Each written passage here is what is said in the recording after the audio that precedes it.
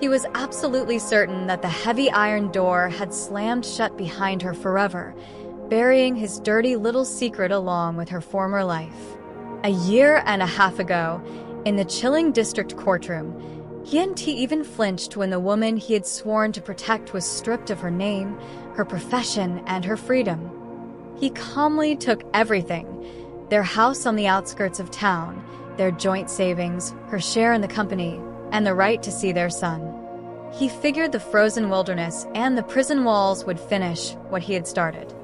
He thought he had ground her into dust, erasing the happy years of her life just to build his own comfort on the ruins of her destiny.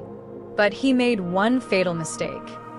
He underestimated a woman who had absolutely nothing left to lose. There, in the freezing cell, amidst the pain, the humiliation, and the endless, brutal winters, the old Valerie quietly died. And in her place, another woman was born, woven from ice-cold composure and endless patience. Today, she is returning to the world he so arrogantly claimed as his own. And he has no idea that the rules of the game have long since changed.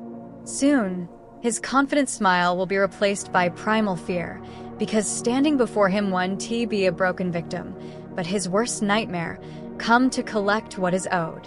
Before we begin, please support us with a like and a subscribe. It really helps the channel. Enjoy the video. The metallic clang of the door echoed down the long corridor as Valerie Hayes stepped into the cell. The smell of dampness hit her nose, a mix of mold, washed-out laundry, and something sour that had soaked into the concrete over the years. At 44, she had spent half her life saving people at a remote medical outpost in the deep wilderness. Now, she wore a prison uniform that smelled of institutional detergent and other people's sweat.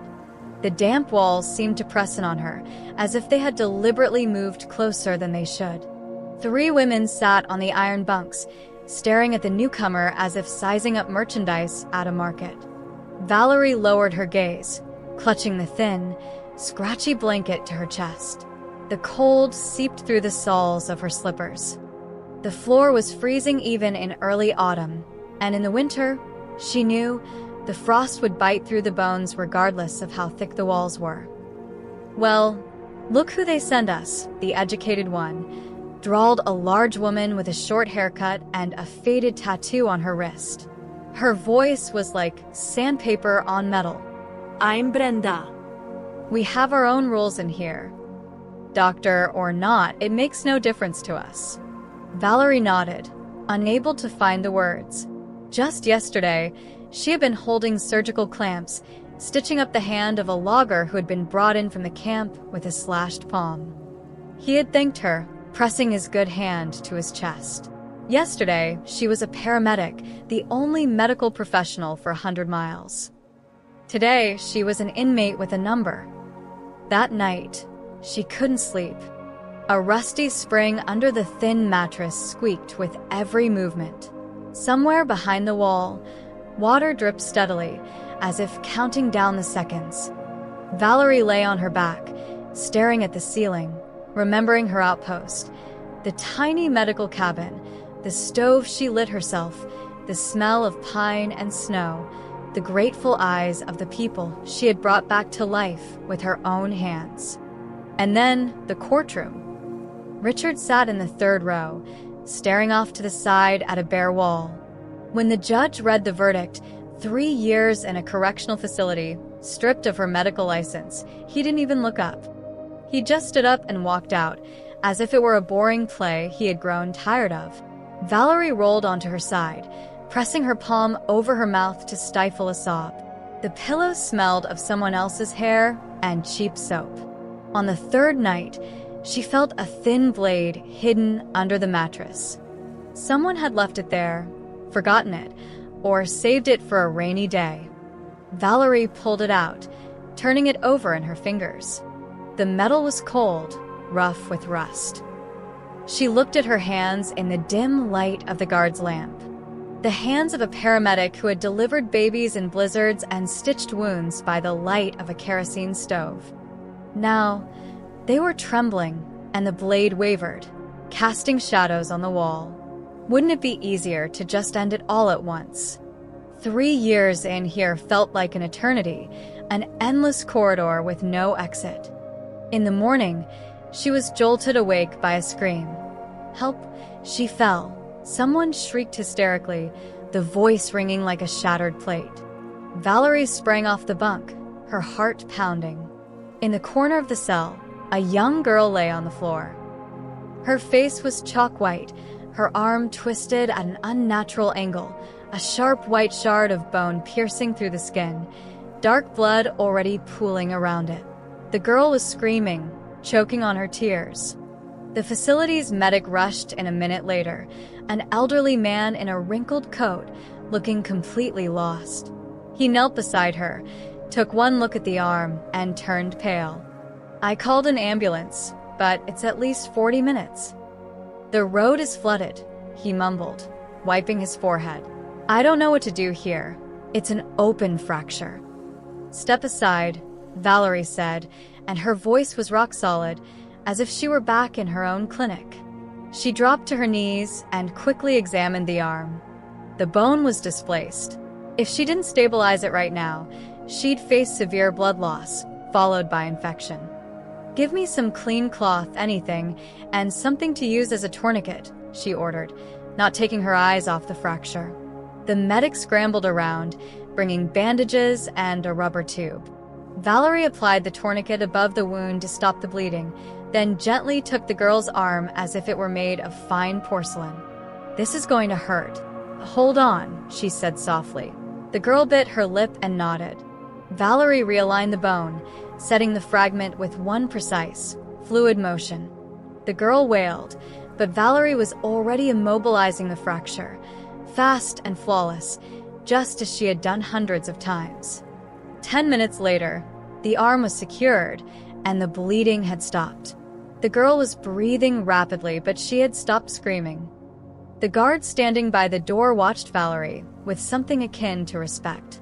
"Are you a doctor?" she asked. "I was a paramedic," Valerie replied, wiping her hands on her uniform. The blood had left dark stains on the fabric. That evening, when the lights went out in the cell, Brenda walked over to Valerie's bunk and sat on the edge. The mattress sagged under her weight. She was silent for a long time, then patted Valerie on the shoulder. "Good job, Doc," she said quietly, almost kindly. "Maybe you're not here for nothing after all." Valerie looked at her, confused. Brenda smirked, and there was something warm, almost motherly, in that smirk. "Everyone in here holds on to something. Looks like you found yours. Now, get some sleep." She went back to her own bunk, leaving Valerie alone in the dark. The blade was still under the mattress, but she wasn't thinking about it anymore. Her hands had stopped shaking. Somewhere beyond the barred window, an owl hooted, and the sound was almost a soothing reminder that the world outside these walls still existed. Maybe not everything was lost. Maybe there was still a place for her here. Word spread through the facility faster than the smell of cafeteria stew down the halls. By lunch the next day, there was a line at the cell door. 3 women, each with her own misery. One showed a swollen finger, another unwrapped a filthy bandage from her leg, and the third just stood there, pressing her palm against her stomach. "Doc, take a look, huh?" mumbled the first, a tall woman with a short haircut. "Got some kind of abscess, hurts like hell." Valerie took her hand, turning it toward the light filtering through the bars. The finger was red, hot to the touch, and pus had pooled under the skin. She pressed gently, and the woman hissed. "We need to lance it," Valerie said, "or it'll spread." "Does anyone have any iodine?" Brenda nodded, rummaged through her locker, and pulled out a bottle of antiseptic and half a roll of bandages. "That's all we've got," she said, handing them over. "Been saving it for a rainy day." Valerie sterilized a needle with a match, swabbed the skin with the antiseptic, made a quick incision to drain the abscess, and cleaned the wound. The smell was sharp and sour, but she was long used to tuning it out. "Clean it twice a day," she instructed, wrapping the finger with the remaining bandage. "If the redness spreads, come straight to me." By evening, she had examined everyone, explaining how to care for wounds and what symptoms required immediate attention: fever, spreading redness, the smell of rot. The women listened intently, like students at a lecture. Some even took notes on scraps of paper. 2 days later, she was called into the deputy warden's office, a tired, heavy-set woman who looked at Valerie over the rim of her glasses. "Hayes, you're being transferred to the medical ward," she said, flipping through some papers. "Officially, you're a medical assistant, but we all know who's really going to be running the show." Valerie nodded. Something tightened in her chest, not fear, but relief. Work. Finally, there was something to anchor herself to in this endless, gray void. The medical ward occupied a separate wing, 2 rooms with peeling paint, an old examination couch, a cabinet with leftover medicines and bandages. Sitting at the desk was an aging doctor named Miller, around 60, with trembling hands and the face of a man who had long ago given up on everything. He reeked of alcohol, not yesterday's drink, but fresh, as if he had just knocked back a shot in the supply closet. So you're that paramedic from the wilderness outpost," he grumbled, not looking up from his magazine.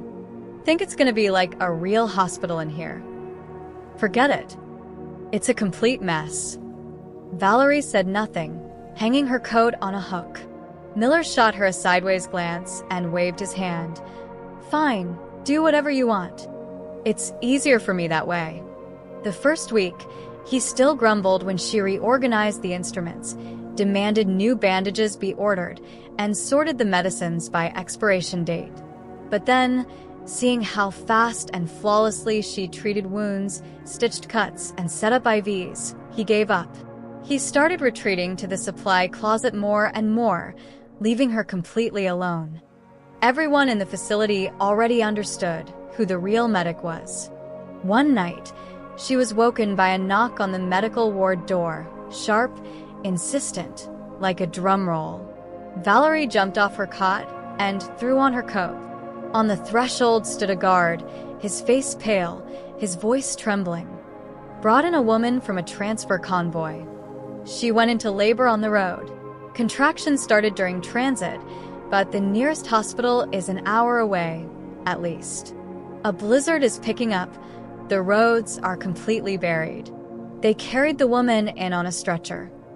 She was young, maybe 25, breathing heavily, clutching her massive belly, her face slick with sweat. Valerie examined her quickly. She was full term, contractions were close together, and her water had already broken. Labor had started, and waiting for an hour on a snowed-in road was impossible. "When is the ambulance getting here?" she asked, not taking her hands off the woman's abdomen. "Stuck at the turnoff." "They called for a tractor," the guard replied, wiping his forehead. "Might take them 2 hours to get through." Valerie exhaled. 2 hours was way too long. She looked around the medical ward, old but sterile instruments, a couch that squeaked but held together, and her own hands, which weren't shaking. She had delivered babies at the outpost more than once, and the hospital had been even further away then. "Listen," she said, turning to the guard. "I'm delivering the baby right here. Boil some water, bring me every clean sheet you can find, and get someone to help." Brenda appeared in the doorway. Clearly, she hadn't been able to sleep and heard the commotion. "How can I help, Doc?" she asked briskly, rolling up her sleeves. "Hold her hand and don't let go. And do exactly what I say." The blizzard outside howled so loudly the window panes rattled in their frames, and the overhead lamp flickered. Valerie worked with intense focus, quietly coaching the woman on when to push and when to breathe. The woman screamed, gripping Brenda's hand, while Valerie counted the minutes in her head, just as she used to do in her old clinic to the roar of the blizzard. The baby was coming fast. For a split second, Valerie thought something was going wrong. The umbilical cord was wrapped around the neck.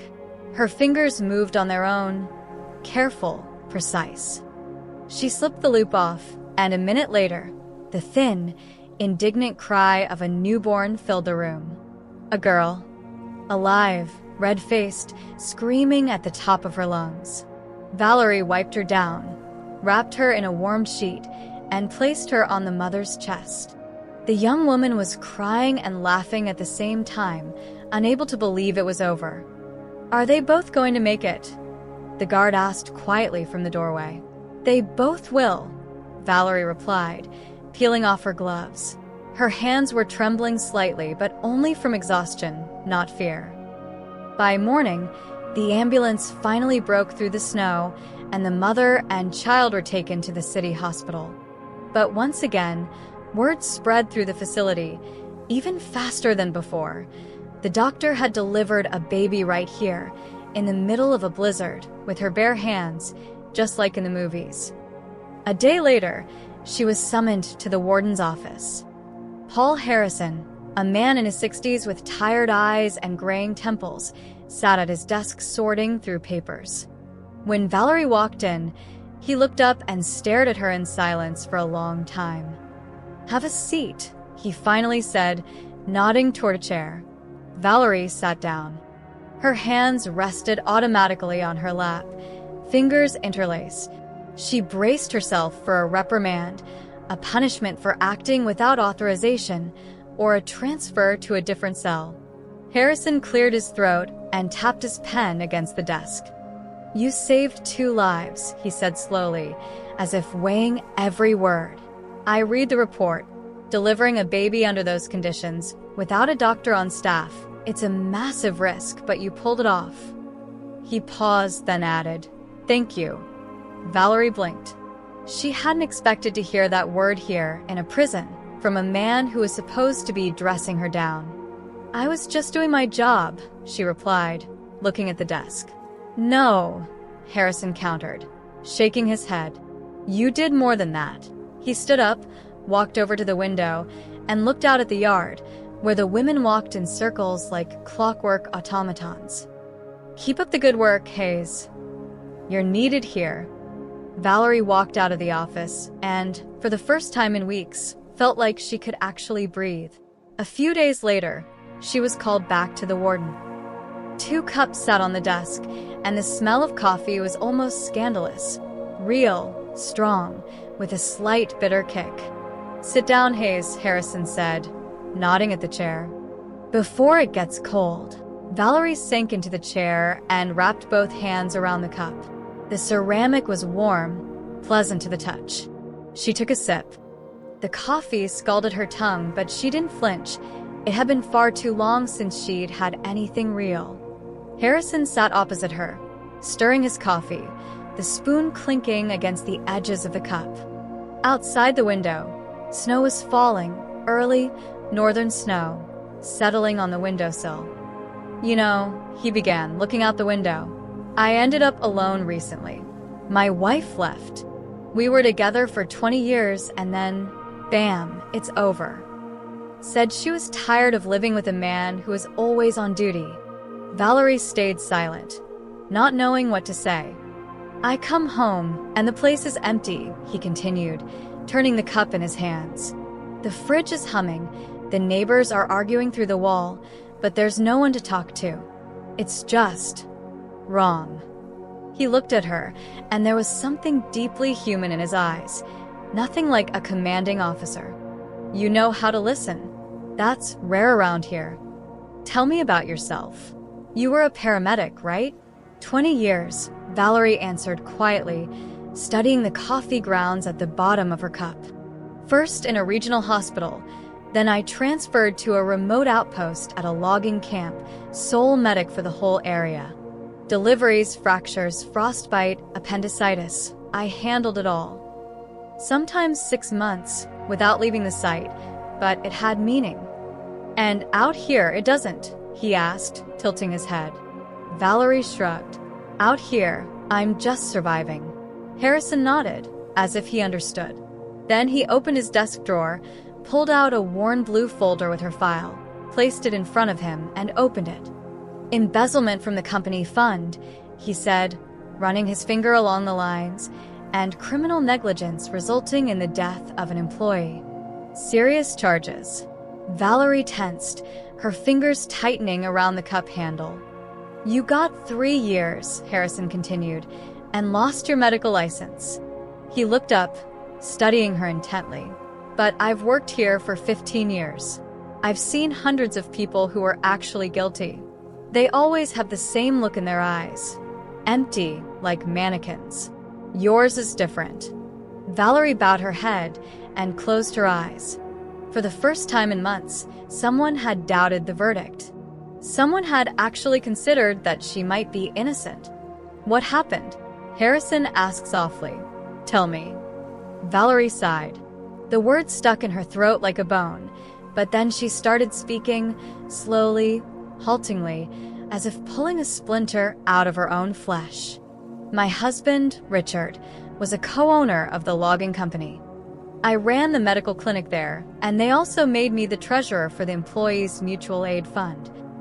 The workers chipped in for medical bills, funerals, emergencies. Just a simple ledger and a safe in the office. Only the accountant and I had access. She paused, swallowing hard. Then a large sum of money went missing. The paperwork made it look like I had withdrawn it. My signatures, my dates. I never took a dime, you understand, but the papers said otherwise. And that same week, a logger died on the job. A tree fell on him. Ruled an accident. But then a report came out claiming I hadn't provided him with timely medical aid, claiming I was drunk on duty. I was on the complete opposite side of the camp that day, delivering a difficult birth, but my signature was on that report. Her voice cracked. Richard just stayed silent. He stood right next to me and said nothing, didn't defend me, didn't say a single word. Harrison listened without interrupting. Outside, the snow fell heavier. He didn't even speak in my defense at the trial. Valerie continued, wrapping her arms around herself. His lawyer said he was busy with work. But I saw his car in the parking lot outside the courthouse. He was there. He just didn't want to come inside. She looked up. You think he set you up? Harrison asked bluntly. Valerie froze. No one had ever asked her this so directly. She nodded, slowly, as if afraid she might break. I don't think it. I know it, she whispered. I just can't prove it. Harrison leaned back in his chair, dragged a hand down his face, his jaw tightening. Over 20 years together, huh? Yes. We have a son, Leo. He's 22, Valerie trailed off. Where is he now? He lived with his father, she answered, her voice trembling again. I don't know what he thinks of me now. I don't know if he believes me. Tears streamed down her cheeks, and she didn't bother wiping them away. She just sat there and cried, quietly without sobbing. I'm sorry, she mumbled. I didn't mean to. Don't apologize, Harrison interrupted. You have the right. He paused, then added, almost in a whisper. I'll help you when you get out of here. There's nothing I can do right now. The system is the system. But later, I'll find a way. Valerie raised her head, looking at him through her tears, not entirely believing it, but clinging to those words like a lifeline. You know, Hayes, he said, turning back to the window. I've seen a lot of people over the years. The guilty, the innocent, the broken, the stubborn. You're not like them. There's something real about you. A silence settled between them. Not awkward, but warm. Thank you for the coffee, she said, standing up. Come by again, he replied, if you ever want to talk. Valerie nodded and walked out. The hallway smelled of bleach and dampness, but her chest felt warm. Someone had finally believed her. And that was enough to make living just a little bit easier. One day, her son came to visit her. Leo sat in the visitation room, his fingers interlaced, hiding his hands under the table. Valerie froze, trying to process it. Leo stared off to the side, at the wall, at the stranger's table, anywhere but at her. "How are you?" she asked, trying to catch his eye. "How's school? Everything okay?" "Fine," he answers shortly, tapping his fingers on the table. "Everything's fine. Graduation is coming up soon."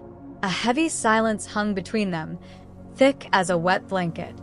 At the next table, someone laughed loudly, and the sound felt completely out of place. "What about your dad?" Valerie asked, trying to keep her tone light. "How is he?" Leo flinched as if she had struck him. Finally, he looked her in the eyes, and the pain in his gaze made Valerie's heart clench. "Mom," he started, then stopped and licked his lips. "Dad moved out of our house." Valerie blinked. "Moved out? Where to?" Leo looked away, staring at the table. "He's living with Amanda," he finally forced out. "She's our accountant. They got married a month ago." Valerie felt her world shatter. Not gradually, but all at once, like a house of cards knocked over by a single careless bump. He had set her up. Richard had forged the fund documents, fabricated the report about the dead logger, just to get rid of her, start a new life with his young mistress, and seize her share of the business. They had spent so many years together, raised a son, built a life, argued, and made up. She worked night shifts, coming home exhausted, while he stoked the stove and warmed her dinner. He told her he was proud of her, that she was the best thing that ever happened to him. And now a new car, Amanda, fancy restaurants. Leo fell silent, then added, "As much as it hurts to admit he's my father, I think." "I'm sure, Mom, he set you up. He hasn't visited you once." Everyone feels sorry for him, saying his wife embezzled the company fund and got a man killed, and he doesn't deny it. He just nods and stays silent. Valerie returned to her cell, lay on the bunk, and turned to face the wall. Outside the window, a crow cawed, monotonous, persistent, and the sound was like the cruel laughter of fate mocking a woman who had believed in justice for far too long. But when Valerie woke up, she had only one thought. She was never going to cry again. The tears had dried up overnight, like water on a hot stone, and in their place was left something hard, something cold. She got up, adjusted her uniform, and looked in the cloudy little mirror above the sink. Her face was pale, but her eyes were different. Not the eyes of a victim, but of a fighter. Richard thought he had broken her. He was wrong. That winter was brutal. The frosts were so severe the air seemed to ring, and the snow crunched underfoot like broken glass. One day, an elderly civilian electrician was brought in from the maintenance yard. He had been fixing wiring on a power pole, lost consciousness, and collapsed into a snowdrift. They didn't find him right away. By the time they carried him into the medical ward, he wasn't breathing, there was no pulse, and his skin was a bluish white. Miller took one look at him and waved his hand. "He's done." Frozen stiff. Write him up as a corpse. But Valerie didn't give up. She started CPR, rescue breathing, and chest compressions. 1 hour, 2 hours. Miller left. The guards watched with pity. Her fingers went numb, her strength faded, but she kept pressing down on his chest, whispering through gritted teeth, "Live, damn it, live." And at the end of the 3rd hour, the electrician suddenly gasped convulsively. His heart started beating, weakly, irregularly, but it was beating. The electrician survived. It turned out he had some serious connections on the outside. When he came to, he thanked Valerie with tears in his eyes. "I'll never forget this as long as I live, kid." Months passed. Autumn gave way to a long winter, then a late northern spring. In the medical ward, work went on as usual. Bandages, ointments, minor injuries. Miller no longer complained when Valerie took the instruments and did what he could no longer handle. One day, they brought in a woman with a deep, jagged wound on her shoulder. A cutting tool had snapped at the sewing factory, and blood was pumping out in a fountain. Valerie clamped the artery, tied off the vessel, and stitched it up. The guard at the door watched her with deep respect. Everyone understood. The real medic here was her. Valerie didn't just treat people. She grew close to the women from her cell, Brenda, Chloe, and Emily. One evening, they were sitting in the corner, and Brenda was rolling a hand-rolled cigarette. "You said your husband framed you, right? Tell me more," she asked. Valerie sighed. Talking about it still hurt, but the pain was different now, not weak, but angry. "He forged the fund documents," she said, staring at the floor. "Fabricated the report about the logger's death to get rid of me, take my share, and move in with his young girlfriend." "I'm sure of it," Chloe whistled, shaking her head. "After all those years together." "And he does that?" "Over 20 years," Valerie answered quietly. "And we have a son. But my son knows I'm innocent. He believes me." Brenda took a drag and blew the smoke toward the ceiling. "Listen, Doc. We'll help you get back at him when we get out. Scumbags like that need to pay." Chloe nodded, her eyes gleaming in the dim light. "I've got connections on the outside. We can set something up. A frame-up for a frame-up, so to speak. And Emily here is a former accountant. She's a fish in water when it comes to numbers. We'll tear your husband apart." Financially, the day of her release finally arrived. A year and a half had flown by, cutting short a 3-year sentence thanks to parole, awarded for saving lives and exemplary behavior. At the prison gates, Valerie was met by Brenda, Chloe, and Emily, who had been released a little earlier. Brenda was driving an old but sturdy car. "You can stay at my place for now," Brenda said, turning the steering wheel. "It's a small apartment, but we'll find a spot for you until you figure things out." Valerie nodded. She had nothing. No house. Richard had sold it. No medical license, no job. Who would hire an ex-convict with those charges on her record? But she had a plan. Brenda's apartment was on the outskirts of town, a 2-bedroom with low ceilings. The women gathered around the kitchen table. Brenda poured tea, to freedom and to justice. Then Chloe placed a thick folder on the table. "Here," she said, opening it. "Everything we managed to dig up on your ex while you were finishing your time. Inside you'll find bank statements, photos, addresses." In one of the pictures, Richard was standing next to an expensive black car. Beside him was Amanda, young, dressed in a fancy outfit, wearing the smile of someone who had eaten well. Emily adjusted her glasses and dove into the documents. "We need a clear plan. We have to be subtle about this. We have my niece, Jessica. She's young, gorgeous, an actress. She can play the role of a wealthy heiress looking for business partners. Richard is a sucker for money and beautiful women. She'll charm him, get close, and we'll hook him.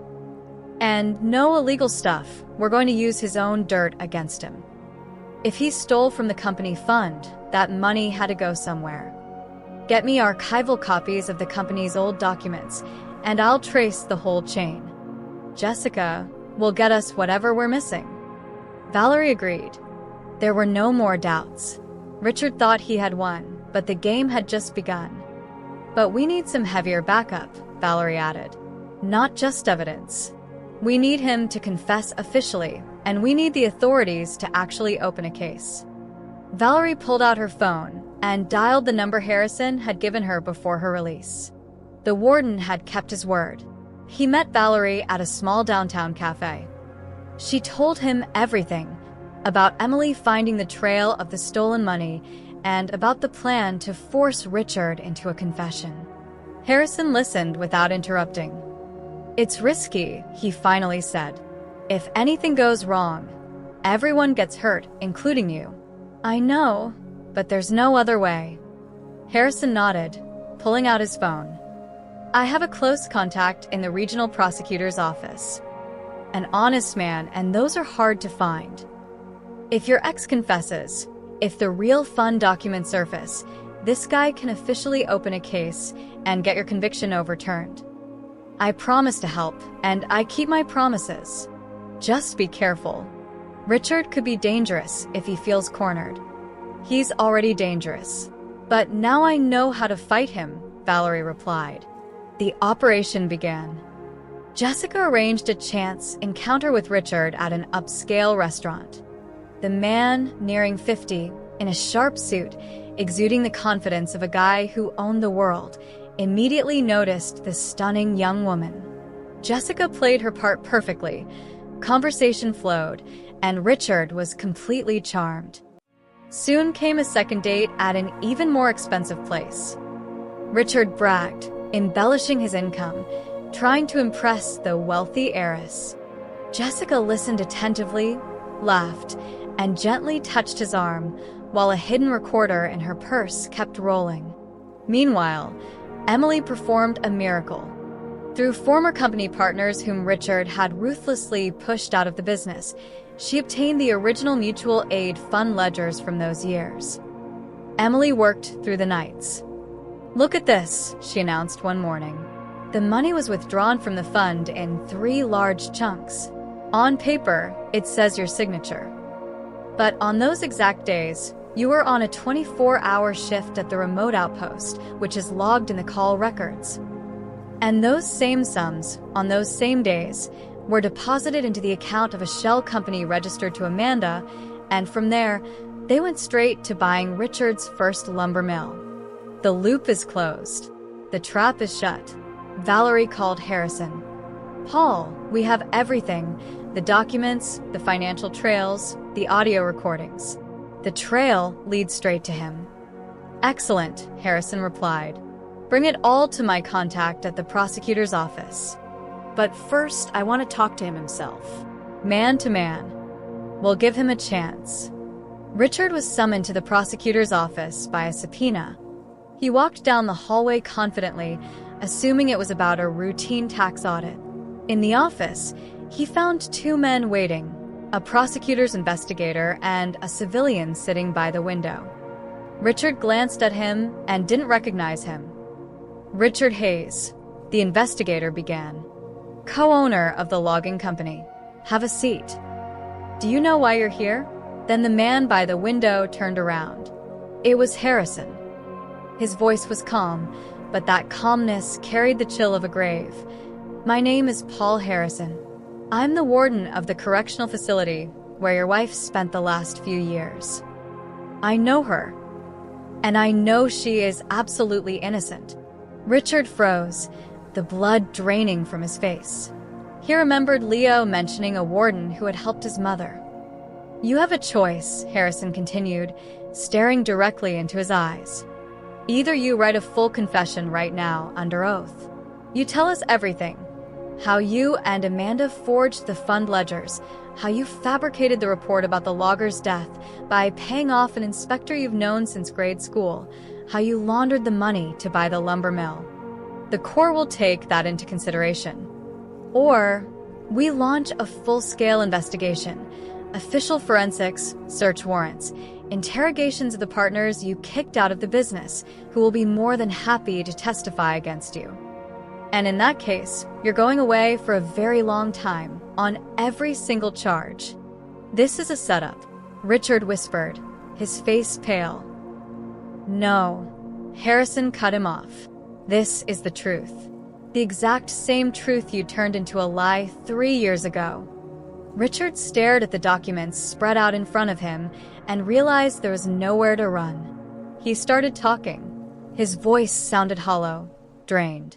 He confessed to everything: how Amanda had helped forge the ledgers, how they bribed the inspector, how he stayed silent in court, staring at the wall while Valerie was led away in handcuffs. "Why?" the investigator asked. "I wanted to start over. With Amanda. Without a wife who, I thought, was holding me back." Richard forced out. They led him away in handcuffs. A month later, the trial took place. Valerie Hayes was fully acquitted, her criminal record expunged, and her medical license reinstated. When the judge read the acquittal, Brenda, Chloe, and Emily rushed to hug her. Emily was crying, wiping her glasses. Chloe was laughing, and Brenda looked at Valerie with pride, like a mother looking at a daughter who had just won the biggest battle of her life. "Doc, you did it. We did it," Brenda rasped, slapping her on the shoulder.